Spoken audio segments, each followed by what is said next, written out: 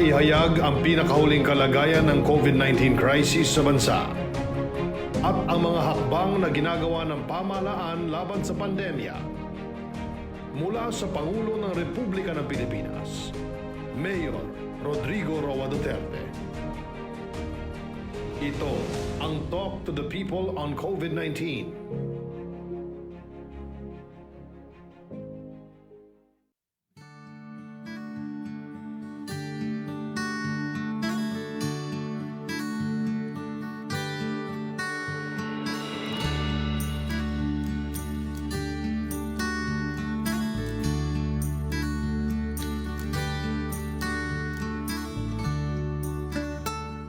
Allow me to greet the Filipino people na sana lahat tayo ay nasa mabuting sitwasyon sa kamay ng Diyos at we continue to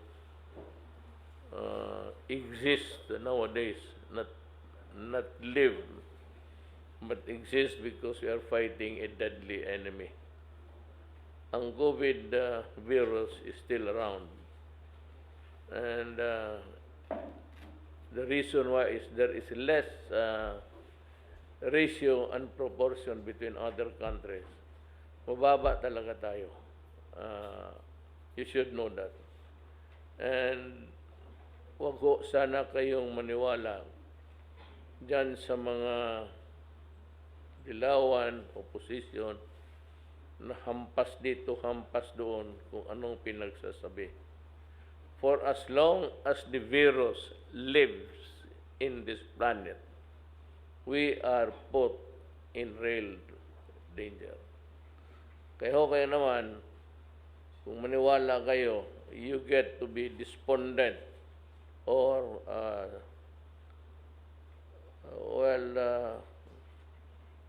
sa buhay. Put more stress. Huwag po kayong maniwala dito lang. Kami dito lahat, Senator Go, Secretary Galvez, Secretary Roque, Secretary Lorenzana, Secretary Anyo, we are not here. We did not join government to lie. We do not have any obligation at all to lie. Bakit kami magsinungaling na hindi namin trabaho yan at hindi naman kami pumasok sa trabaho para yan lang magsinungaling? Baski grade 1, grade 2, alam na namin kung ano ang pagmamahal sa bayan. So I hope that everybody would listen to reason. Makinig kayo sa rason. Huwag yang basta na lang maniwala ka na ganito. Ganun talaga. Na, sabihin ninyo, lumaki ngayon. Well, because nga noon, sinira natin lahat. We thought that we had everybody covered by staying inside the house. Like to welcome Secretary Duque. Sabi ko, protected sana tayo, but lahat. Ngayon kung may sipon ka, tapos maglagay ka, baski sino, ipasa mo. Hindi mo akalain, driver lang nga nagpasa sa iyo. Nagkukommute yan. Tapos sa jeep, umaatsing. Tapos yung droplets are flying all over. Pagdating doon sa inyo, mag-drive. Ganun yan. Di matamaan ka. Sabihin mo, mayaman naman ako, malinis ako, puro alcohol. Ganun. Mas lalo ka. Kung yan ang rason mo sa hindi ka tatamaan kasi mayabang ka, bahala ka sa buhay mo.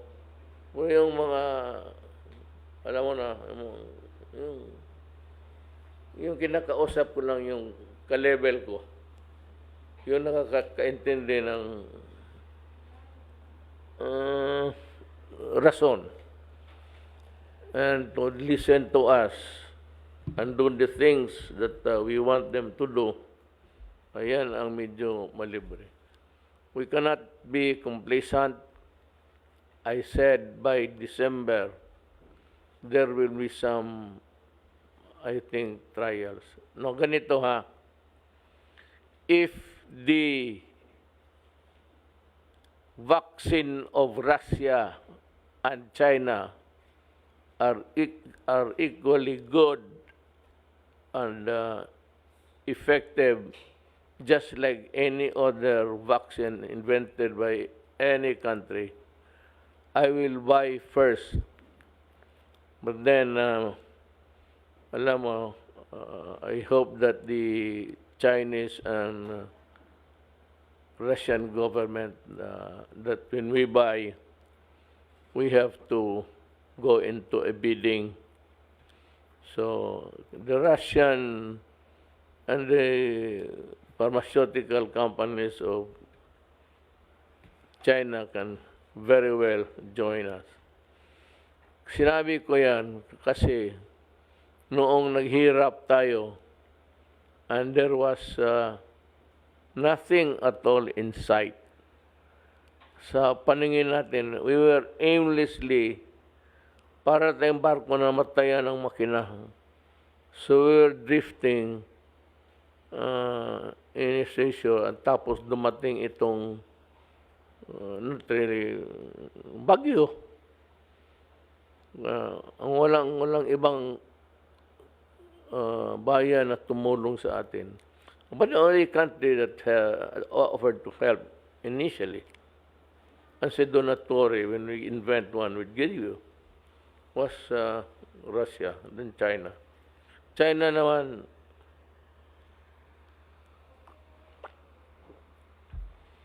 the one good thing about China is you do not have to beg. You do not have to plead. Like in other countries, they want cash advance bago tayo deliveran ng vaccine. Kung ganon, patay tayong lahat. Every Filipino will die. I can assure you. Why?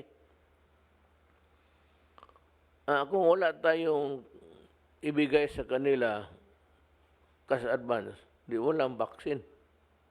Di walang vaccine, di maghalika na lang tayo lahat para mas madali.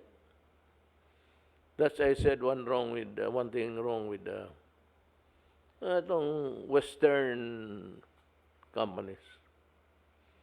Kaya sabi ko, we will give preference to Russia and China, provided that their vaccine is as good as any other in the market. It could be as good as yung mga kumpanyan sinabi nila, hindi ko sasabihin, baka na magpapa-advertise sila. That's one thing wrong about the Western countries. It's all profit, profit, profit. Imagine there's a pandemic, and you say that, okay, we have something for sale or something to sell to you, and marinig mo, maligaya ka, only to be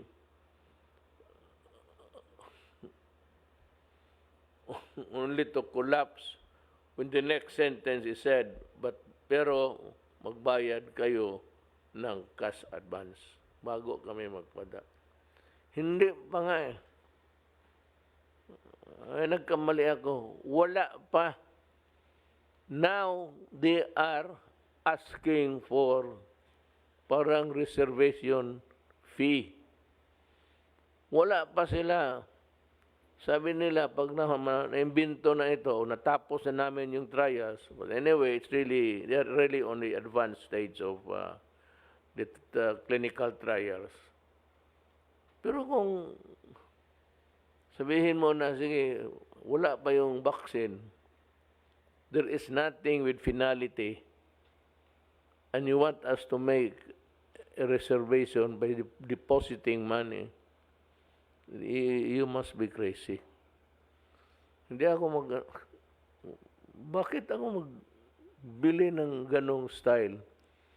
Because the procurement law of the Philippines, this country, does not allow you to buy something which is non-existent or to be produced as yet.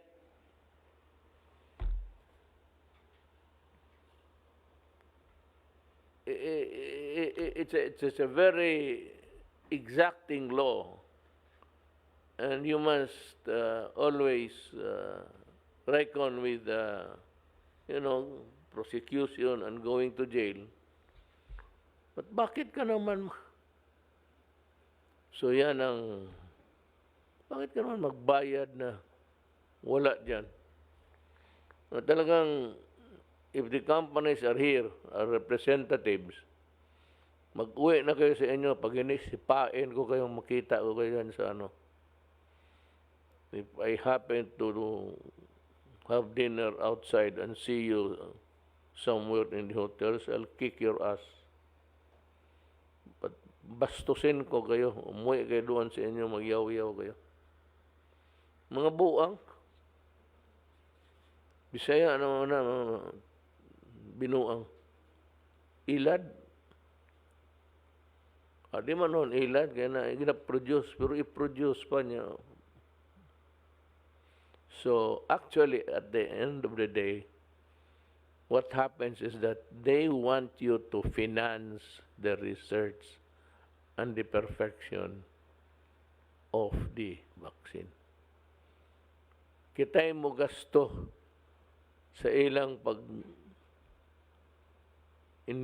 o pagtrabaho sa ilang vaccine. Mupalit niya ako sa ila, itusok na ako ang vaccine sa ilang utok. May mga gago, mga buang. Better get out of this country, we don't need you. There are so many things again to discuss. Maybe Secretary Duque would want to take the first slot. Allow me to present once again the updates on COVID-19 ngayon po nakaraan linggo. As of September 14, may nadagdag na mahigit 3,000 kaso, mga 4,699 new cases. Sa nadagdag na 4,699 cases, 4,090 are fresh cases at 600 are late cases. Sa 4,090 fresh cases na naitala, 1,102 ay mula sa NCR, 830 sa Region 4A, 486 sa Region 3, 127 sa Region 6 at 1,545 sa mga natitirang rehiyon. Sa 609 late cases naman, 396 ay mula po sa NCR at 106 sa Region 4A, 31 sa Region 3, 22 sa Region 4B at 54 sa mga natitirang rehiyon. May bagong naitalang higit 200 at binawian ng buhay at ang ating case fatality rate ngayon ay bahagyang tumaas to 1.7%. Nakapagtala naman tayo ng mahigit 20,000 recoveries kahapon. Mataas po ito, 392 from reports at 20,080 time-based recoveries at 249 or 249 na recoveries for today. Ang ating total recoveries ay pumalo na sa 184,906, Mr. President. Ang active cases naman ay 53,754. Sa mga ito, 4,402 or 8.19% ay mga asymptomatic at 47,526 or 89% ay mild cases. Patuloy po ang pababa ng trend ng confirmed COVID-19 cases sa ating mga health workers mula sa 23%. Napakataas po noong Abril na hindi po tayo nakapaghanda o kulang po ang atin kahandaan ng mga panahon iyon. Ngayon po ay nasa 3.1% ng total cases na lamang ang atin rate of infection among healthcare workers. Sa nakalipas na linggo, ang atin pong moving average para sa mga naisasagawang test ng ating laboratories ay nasa 36,922. Ang ating daily output naman po for the past week ay umabot na ng mahigit 30,000 tests per day. Ang ating daily testing output ay pinakamataas po ay naabot natin last Friday, September 11, Umabot po ng 42,258 tests ang naisagawa. Ito po ang pinakamataas na naitala sa isang araw mula nung nagsimula tayong magsagawa ng test sa bansa. As of September 12, nakapag-conduct po tayo ng 3,086,213 total tests. Sa mga ito, 306,756 ang nagpositibo at ang ating cumulative positivity rate ay 10.6%. Salamat, Secretary Duque. It was a very informative one. But what struck my attention was ito sanang appeal to private hospitals to increase the number of beds dedicated to COVID patients. Kung sana ho matagdagan ninyo, you're only about 12, I think. Yes, sir. 12 lang. Of the 7,087,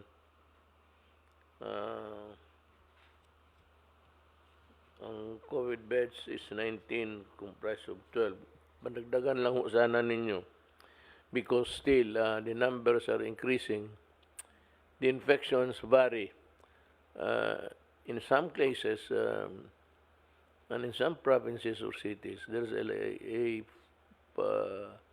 fast recovery rate, while others are lagging behind, and probably this is because of yung prior infection na hindi na-detect during the height of the pandemic.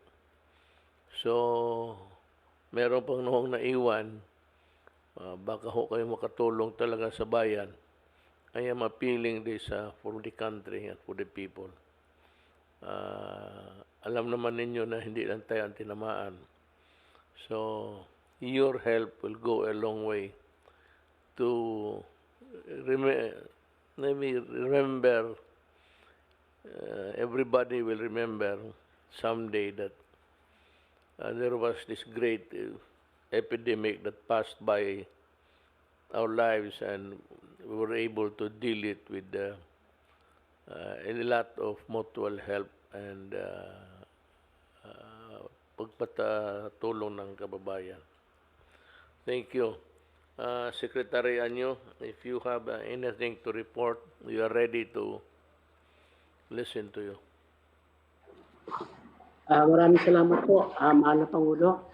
Nais ko lamang po i-report yung mga status po ng cases na ating iniimbestigahan dahil po dito sa anomaly sa SAP. Sa ating pong administrative cases, 357 cases po ang iniimbestigahan against 416 barangay officials. At 93 po ay naisabit natin sa Ombudsman, at magandang balita nga po, last week po ay 89 na barangay captain ang tinatawan ng preventive suspension for 6 months. So ito po ay magandang sample po para maipakita na talagang hindi po natin pinupunti ang ating tinatawag na corruption. Sa criminal cases naman po, ay 259 cases na po ang na-file natin sa prosecutor para po sila ay managot sa batas natin.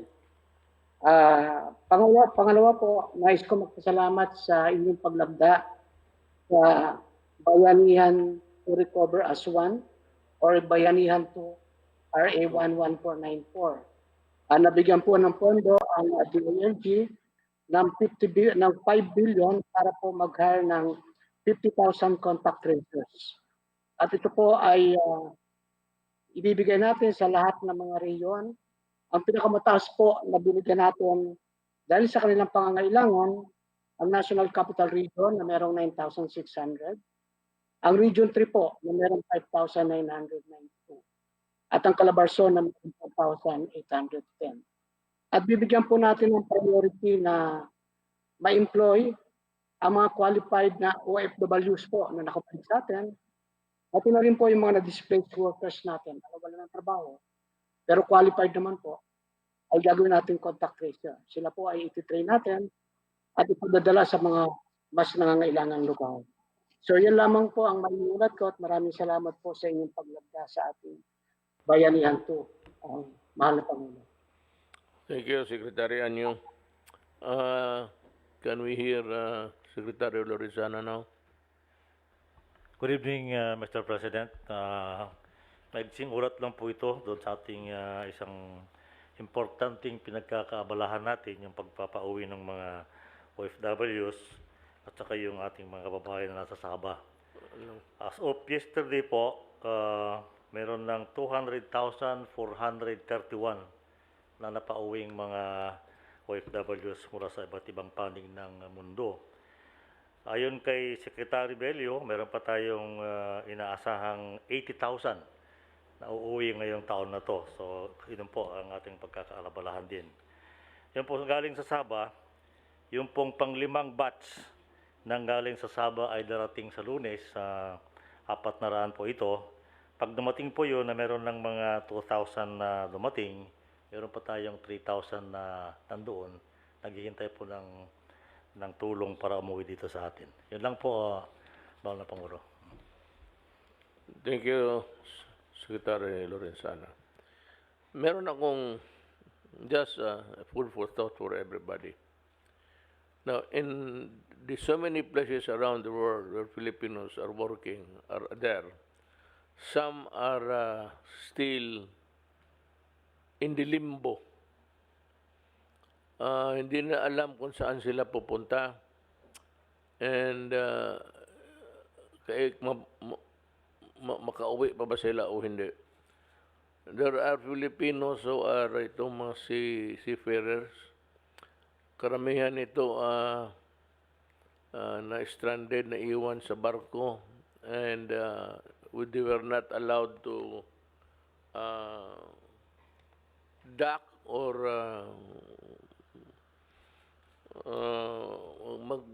magdiskarga ng intended cargoes nila for a certain destination because of COVID. And they were contaminated, and some who were not escaped, and others were just stayed in the ships and just bear it all. Ito yung mga Pilipino na minsan may nabasa ako 2 years, 3 years na nasa labas, hindi makauwi. Now, I would like to direct the Foreign Affairs Department, yung mga commercial attaché natin, and even the police, we have police and military guys who are assigned in the different embassies. Kindly check and do a validation report kung meron bang mga Pilipino na stranded sa inyong lugar. In the area of your responsibility in other countries where you are assigned, I'd like you to check kung go around if there are Filipinos who are stranded in the different ships who are at nasa dagat. Hindi yan sila sa port. They are not, I forgot the term of, they have not been able to dock at bumaba. Itinaboy sila. Sa Tagalog, itinaboy sila at they are floating just like flotsam. Floating without really knowing what is tomorrow for them.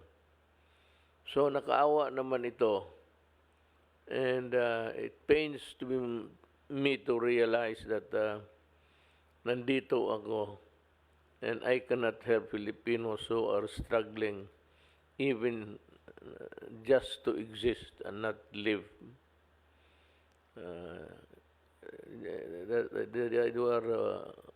You live one day at a time doon.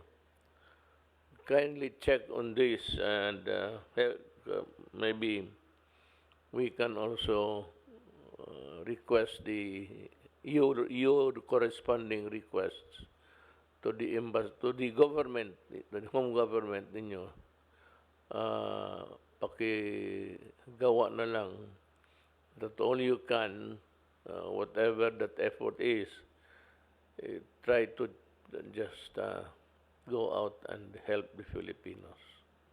Sana ay nakakaawa, and a human being should never be a commodity that's just left behind to rot. These are human beings and Filipinos, both on the southern back door or kung dito sa ano. Now, I'm happy to hear from Secretary Galvez that they are coming home. Some of them from Sabah. Yan, malaman doon din. Even the issue of hospital care. That has been a very ticklish issue between our government, and we are trying our best to appeal to the humanitarian sense of the Malaysian government to please help our citizens in your country, as we would do for your citizens if they are in our country. Sunod nito is Secretary.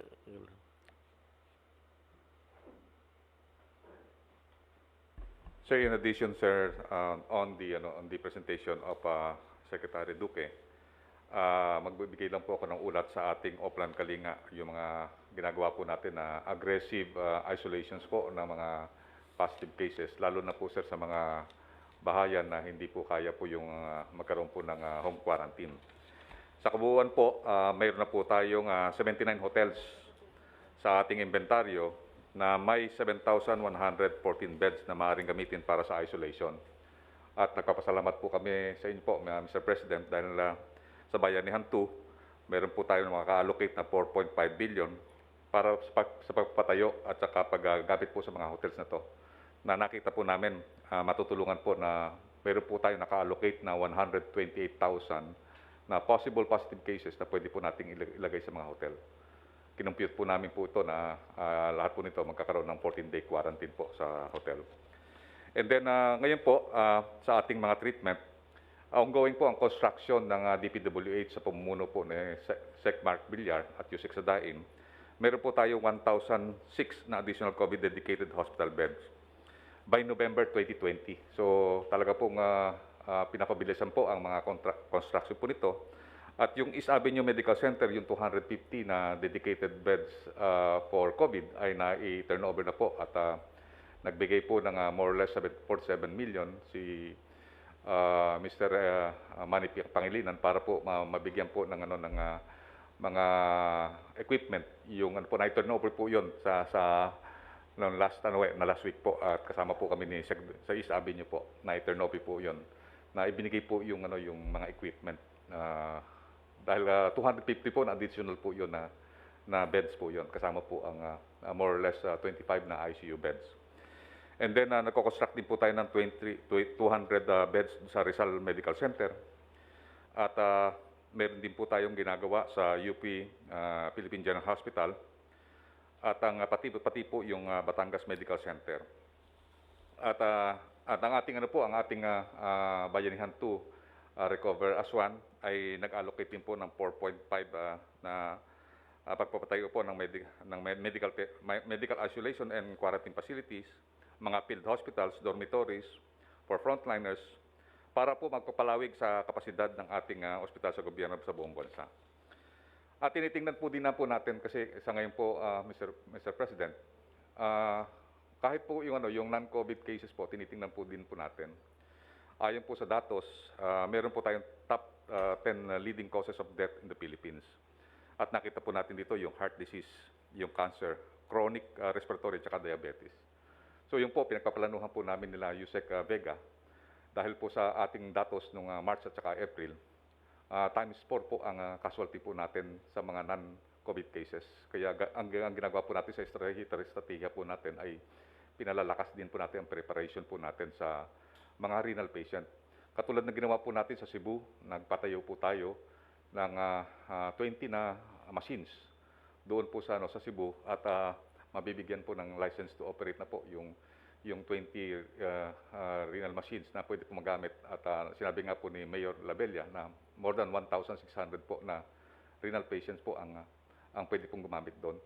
So ito po ang tinitingnan po natin talaga na nakita po natin na dapat po talaga, mahal na Presidente, palakasin po natin talaga ang mga hospital natin po na nakatutok po dito sa mga tinatawag natin 10 leading causes of death para po maging prepared po din tayo na yung mga non-COVID cases ay maalalayan din po natin.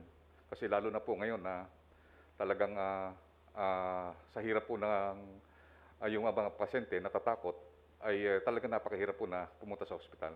Maganda po ang ginawa po sa Davao nung si Mayor Sara na nagkaroon po siya ng desisyon na iba po yung COVID cases at saka yung sa non-COVID. So yung sa Southern Philippines Medical Center na 1,500 bed po yun. Mahal na Pangulo, maganda po makapagpagawa po tayo ng ganong klase ng mga ospital sa iba-ibang mga main island po. Kasi nakikita po natin, kumpleto po yun. Meron pong Kidney Institute, merong Cancer Institute, meron pong kailangan po talaga, ako po, Mr. President, on my personal opinion, kailangan na po natin i-modernize ang ating healthcare system.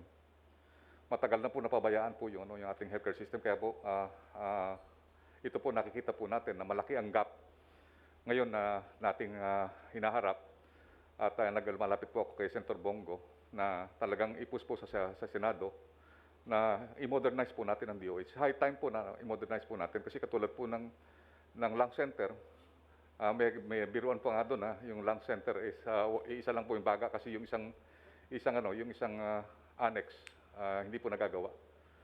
So we need to modernize our special hospitals considering ito po talaga nakikita natin sa datos po na number of death every year tumataas po, mas mataas pa po sa COVID. Salamat ho, mahal na Secretary. Mahal mo ako, mahal rin kita. Yan ang sa Tagalog, that's a peculiar, it's not, mga Bisaya, hindi masyado na But mga Tagalog, ganun. So, I ask you before, kayong lahat na huwag gamitin sa akin yan.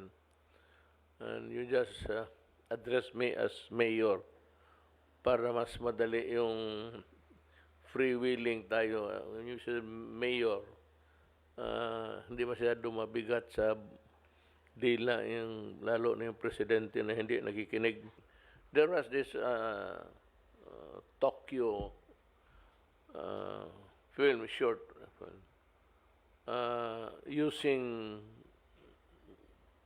contrivances na makikita mo ang in a dark. Yung paano pag ubo yung tao,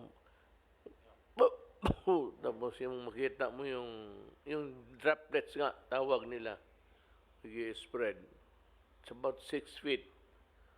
Tapos more kung walang ventilation, yung mas grabe. So it reminded me when I was reading the letter of Dr. Panaligan, that short clip of film that shown by the Japanese. Kung maaari, hiraman ko lang siguro. Secretary Doki, can you make representations with the Japanese government, the embassy?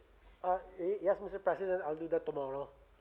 Hiraman ko lang, hiraman natin for our added information. That's all. Yes, Mr. President. And if you don't mind, Mr. President, na tanggalin ko lang po ito.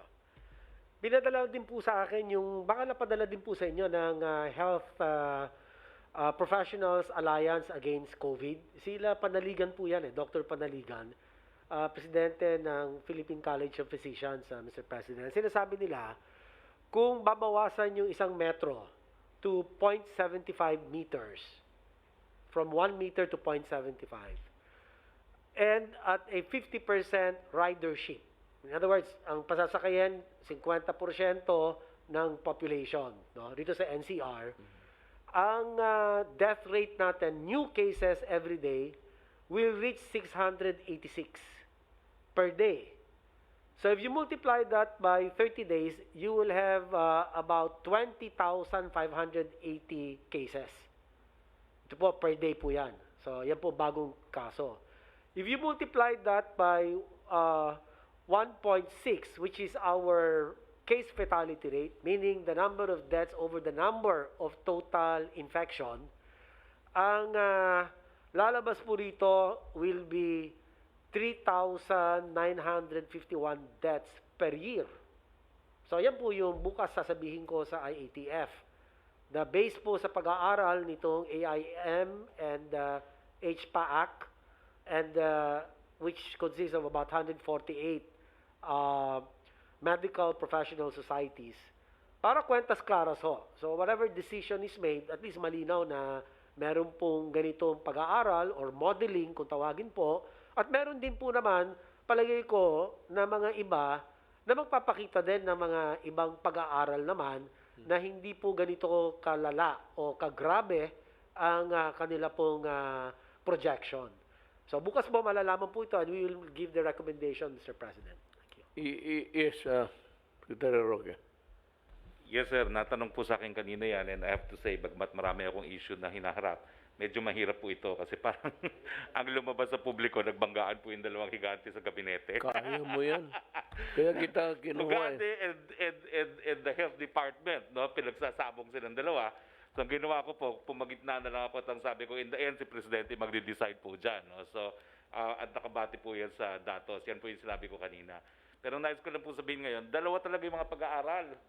May mga modeling na ginagawa ang doktor ang sinasabing delikado, pero may pag-aaral naman yung mga transport sector na nagpapakita na with face shield and maskara, minimum naman daw yung I agree with you. Oh, so ang sabi ko na lang po kanina, anyway, hindi pa naman nasasabit sa inyo yan, titignan ni Presidente yung scientific data at from there mag-decision. So actually, yun po yung naging position ko ngayon dahil dalawang departamento, iba yung position nila. Pero in fairness din, Secretary Duque, ang sabi naman ng DOTR, kasi nung in-approve natin sa IATF, hindi naman nag-object yung mga taga-DOF, mga DOH.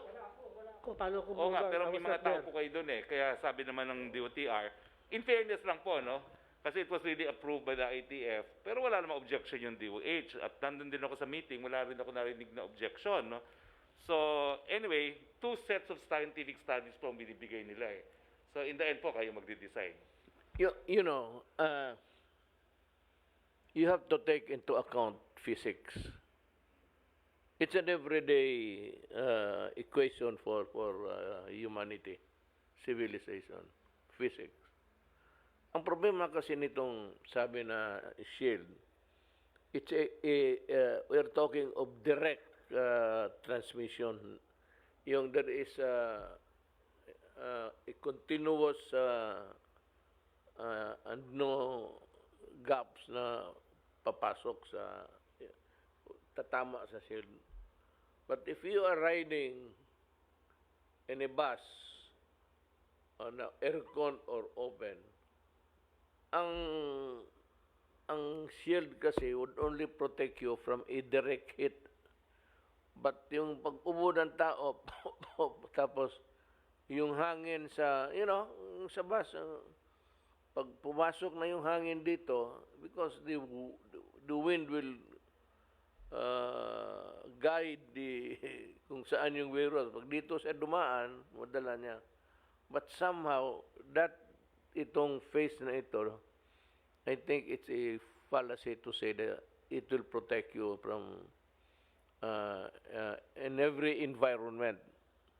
Kasi pagkatapos niya ang hangin, dumadaan rin sa anywhere.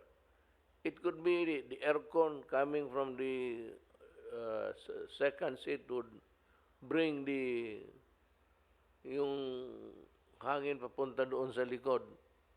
Hindi naman that cannot be stopped by shield. Maybe ang mask talaga. Yeah, Mr. President. Yes, Secretary Galvez. Sir, I believe it is a matter of risk management po, sir. Kasi ano po, sir, sa lahat po ng lahat po ng ginagawa natin, lahat po 'yan may risk. If we reduce the sir, the 1 meter sir to 0.75, meron po tayong gagawing po, sir, at tawag nating risk mitigation. One of those is yung proper ventilation, meaning yung po, sir, dapat nagsisirculate yung hangin. And normally, ang MRT natin at saka mga ating mga mass transport ginagawa po. Sinisimulate po ni DOTR po yan. Nag-uusap-usap po kami na talagang bago po ipatakbuhin yung isang transport, meron na pong ginagawa silang mga mitigation process. Kasama rin po yung tinatawag natin, sir, yung avoiding ng crowding. At the same time, kasi yung talaga, yung pinaka-importante talaga, sir, yung tatlong 3C. Avoid crowding, yung close contact, at saka yung confined spaces. And may mga instances po talaga na hindi natin talaga talaga yung 100% na yung 1 meter. Nakikita po naman natin na yung with the protections ng sir with mask and face shield. At saka importante po, sir, yung sir, no talking. Kasi pag no talking, no droplet. No sir talaga yan. So yun ang pinakano po natin sa transport na during no talking, no eating, at saka no using of cellphone.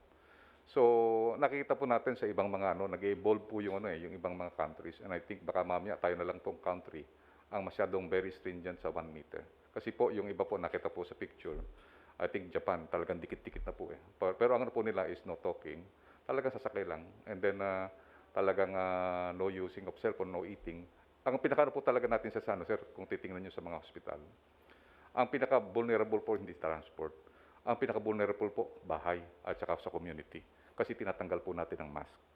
When we are eating, when we are talking with our friends, when we are talking with our coworkers, ang pinaka-vulnerable po talaga na nakita namin is yung workplace, mga kantina po, at saka sa smoking places.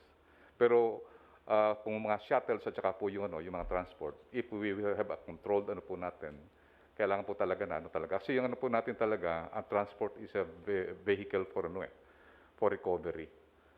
Kung wala po talaga yung vehicles and also yung po natin, yung tinatawag po natin na yung transportation, we cannot recover po, Mr. President. At saka po ang nakikita po natin based dun sa study din, mas delikado rin po yung mga private cars dahil kasi air condition po ang ginagamit. Mas delikado po based doon sa mga study na nabasa po namin. Kasi tinitingnan po namin din yung pros and cons. Ang nakikita po natin kasi pagka masyado tayo, ito sir sa amin sir, as a manager, as a system analyst na katulad po natin, hindi rin po maganda yung risk aversion.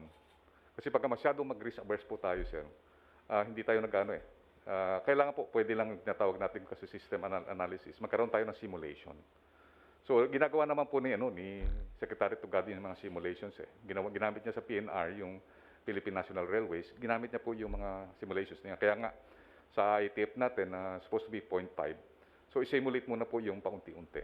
Basta ang pinaka po talaga is, po talaga yung standard na no talking, no eating, no removing of face mask. Palagi po sir, kaya po nating i-mitigate po. Though yung numbers po na yon, yung kayang tinatanong nga po ni Secretary Duterte, na yung 500 po na yon ay sinasabi na yung additional wala silang reference. Doon kunya for example, ilan ba ang may infect kung 1 meter. So hindi po natin nakita yung increment between 1 meter at saka yung 0.5. And we believe nakita po rin natin na marireduce din po yung nakita namin sa aming operations. Marireduce po ang ang transmission po natin talaga. Kung magiging strict po tayo talaga na yung lahat ng mga positive, i-isolate po natin talaga. Pati po yung first contact. Yun po nakita natin na yung transport po will become immaterial. Kasi pagka once na-isolate po natin ang mga positive, ay nakita po natin magiging safe ang transport po natin. Well, I would not be around when you meet to make the recommendation, correct? Uh, Ganito na lang, give me a sort of itong, I have here in my pointers kasi yung talking points. Yung the meter sa or the fraction of uh, fraction taken away from the 1 meter, bigyan mo lang ako ng, mas gusto ko yung visual. Maintindihan ko agad para makuha ko rin and I can explain it, I can translate it into words. Kung yung itong recommendation ninyo plus your narrative and then maybe the others, anong gusto nila sabihin. Give me just more, parang syllabus. Ano lang. Yes, sir. Will po, sir. I will do it, sir. Yan, sekretaryan nyo. Yes, sir. Kagabi po ay sa ating mga at ganoon din po yung nag-appearance nila yung pagpapawas ng distance dito sa sakyan sa mass transport. Dahil nga po science-based yung basis natin na 1 meter at hindi yung ating minimum health standard na 1 meter. Yung face shield at saka yung ating mask talagang nagmi-mitigate lang siya pero pinaka-importante talaga yung distansya. Yun po, doon sa proposal na 0.75 pagkatapos gagawin pang 0.50 tapos gagawin pang 0.3 medyo delikado na po yun. Sumasang-ayon ako sa ating mga health workers, health sectors na ito ay magsisimula ng mga spike at parang roller coaster. Babalik na naman po tayo sa pinagmula natin, magiging ECQ na naman. So sana po talaga ito ay masusing pag-aaralan at science-based. Talagang kailangan makinig tayo sa expert kasi wala man pa naman talagang science na sinasabi na pag nag-violate ka sa less than 1 meter, kung ano mangyayari. Puro mga studies at speculation, pero hindi po sa science-based. So para po talagang wala nang madisgrasya pa na additional, sa aming po meeting tomorrow ay papakinggan namin yung argument ng health sector. Sisiguraduhin po namin na maayos po ang magiging presentation sa inyo kung ano pong magiging decision ninyo later, Mr. President. Ayun lang po. Ang sabi lang po ay pinapaligan ko sila sa Secretary Duque dahil mahirap po kasi na dumating na tayo sa panahon na ito. Tapos magsisisi ulit tayo dahil maraming madidisgrasya na naman dahil sa pag-violate ng 1 meter distancing na sinusunod po natin itong minimum na to sa lahat po, sa opisina, sa mall, sa bahay. Pero pagdating po sa sasakyan, biglang nawala na po yung 1 meter. At ito po sa ating close contact na tinatawag, definition. Kapag po 15 minutes ka nakausap mo yung isang positive at less than 1 meter, close contact ka na po. So, magbabago na naman din yung ating standard. So, kailangan po talaga dito ay consistent po tayo. Hindi lamang sa definition, ito sa kaligtasan naman. Maraming po salamat, Mr. President. Thank you. So, there will be more talk about this matter when you meet on Wednesday. Tomorrow. Wednesday, I have a Wednesday meeting. But anyway, I will not be there. I'll just rely on your report and recommendation. But make the visual diagram for itong so many meters taken away from the 1 meter distance that we have been imposing. Sabi ko nga kay Bong na if I were you, you act as an opposition. You should do better than the opposition para mawala yung na you're trying to because of our relationship, you were my aide before, that you tend to protect ganon. Sabi ko, why don't you be an opposition and try to to look into all matters of corruption. Kaya man ang battle cry natin, and that is what I intend to do during my last 2 years. So, meron ako ditong report ngayon, galing kay Secretary Guevara na to, from the task force that I commissioned to do the investigation. You know, itong investigation na ito was participated in by the COA and the Ombudsman so that we can move faster. Yung coercive powers kasi ng COA, pati mas madali, records mo lang yan, the Ombudsman, we just try to report what's happening to the progress of the report and for him to act accordingly. So dito, they recommended the criminal and administrative dito. Basahin ko na lang. I'll do it in a jiffy. Liability, that's number 8 of the report, page 5 of 6 pages.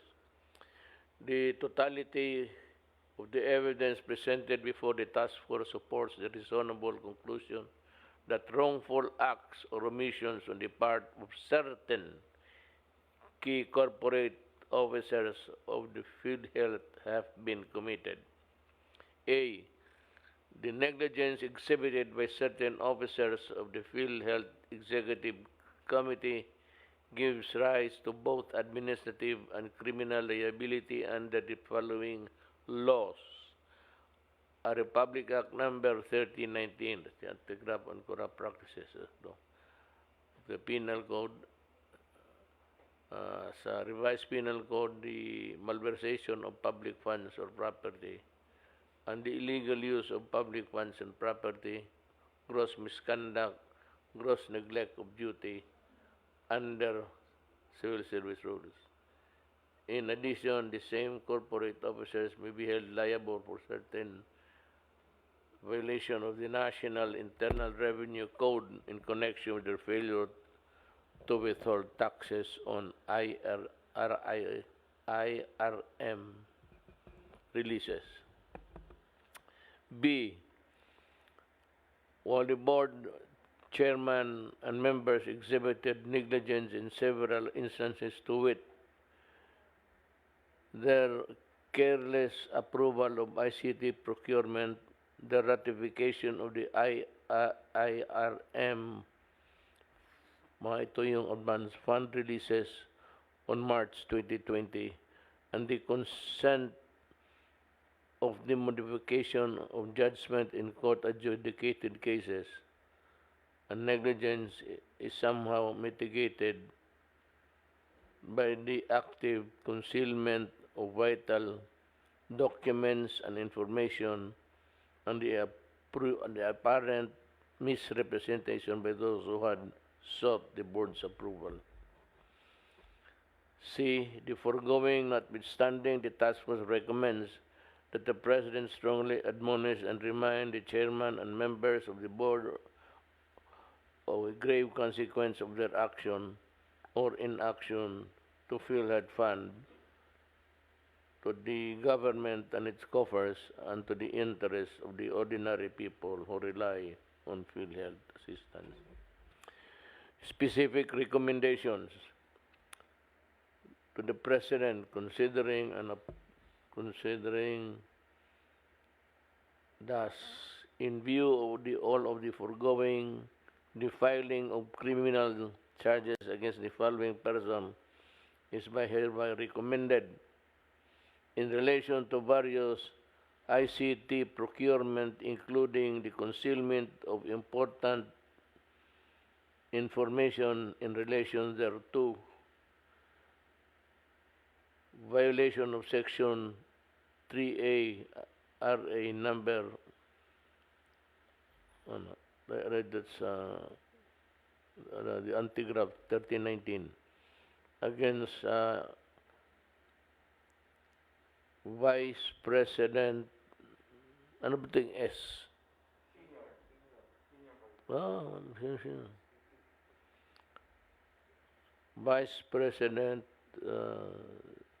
Senior Aragona, OIC Gabuya, and Division Chief Cristongo. Second, violation of Section 3E of RA number 1319. Again, this is the anti-graft law. Against PCEO Morales,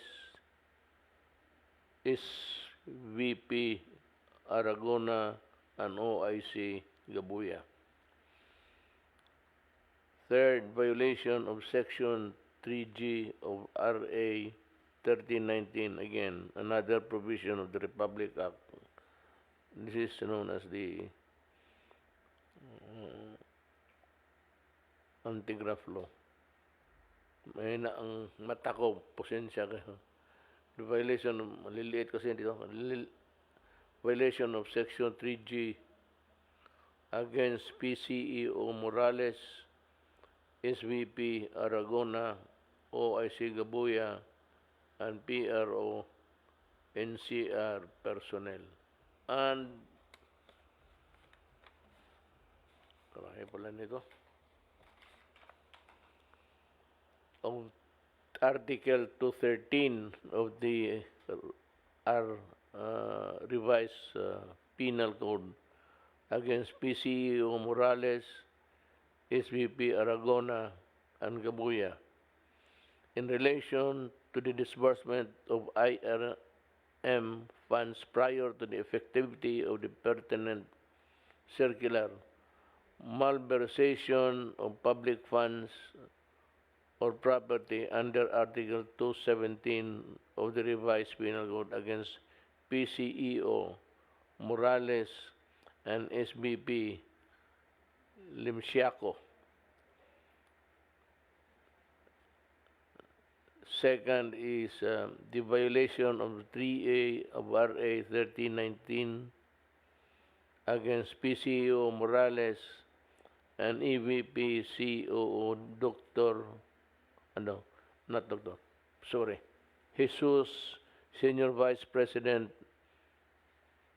Limsiaco, and Senior Vice President Pargas in relation to the release of IRM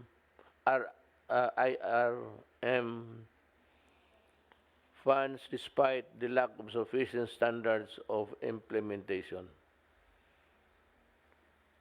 Again, charges violation of Section 3A again of the anti-graft law against SBV Pargas in relation to the non-withholding taxes of the IRM fund disbursement in violation of Section 251, 255, and 272 of the NIRC, as well as the violation of RA 1061 against PCEO Morales and SVP Limsiaco, and violation of Section 258, 256.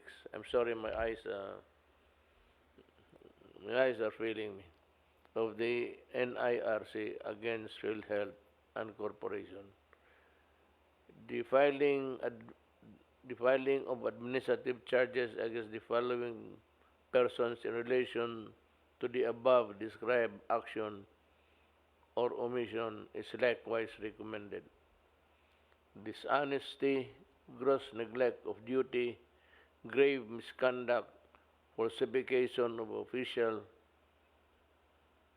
document, disloyalty to the Republic of the Philippines and to the Filipino, the inefficiency and incompetence in the performance of official duties and or conduct prejudicial to the best interest of the service against PCEO Morales, EVP CEO De Jesus, again Senior Vice President Aragona, Senior Vice President Limsiaco, OIC Gabuya, and Division Chief Crisostomo. Further investigation on following complaints against other officials and employees of the fieldhead as contained in Part 6 of the attached task force fieldhead is hereby recommended. Yun lang, in a nutshell. I have to read this because on the issue of fieldhead and corruption was really an important issue to the Filipinos and to everybody. And everybody, again, is also placed in jeopardy by the actions of the officials. I'm sorry for them, but they would have to undergo trial. Although they can always prove their guilt beyond reasonable doubt. Pula man namang ano pa yan. The presumption of innocence still attaches. But the report of another agency says otherwise. So, ganun ho ang nangyari sa PhilHealth. Halos lahat sa board. So, well, I'd like to thank all of you for, again, spending time with me to explain to the people what we have to explain to them, to talk to them. I hope that they would be able to get some, ang nawala lahat yung pinag-usapan natin dito. Because the talk of the town now, dyan sa mga kapihan, ito na yun.